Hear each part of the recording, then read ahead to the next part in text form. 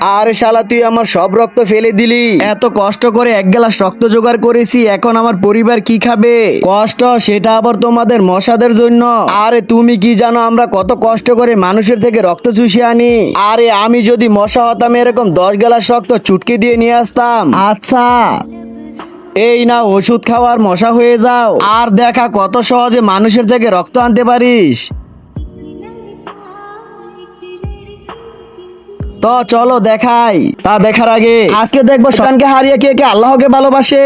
যারা আল্লাহকে ভালোবাসে তারা ভিডিওতে একটি লাইক করে চ্যানেলটি অবশ্যই সাবস্ক্রাইব করবা। শয়তানকে ভালোবাসলে লাইক সাবস্ক্রাইব কিছুই করতে হবে না, আর কমেন্টে আল্লাহর নামটি লিখে যাও।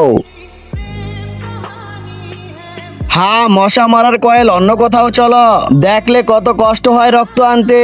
আরে হ্যাঁ কষ্ট তো হয়, কিন্তু আমি হার মানবো না, চলো।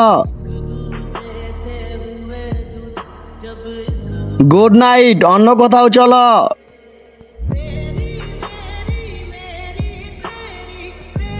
এখানে তো কিছুই নেই, যাই ও রক্ত চুষে আনি। হ্যাঁ যাও। আহ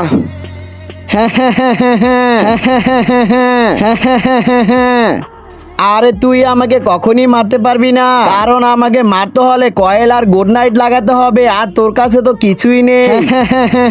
ওর থেকে ভয়ঙ্কর জিনিস আছে আমার কাছে। কি?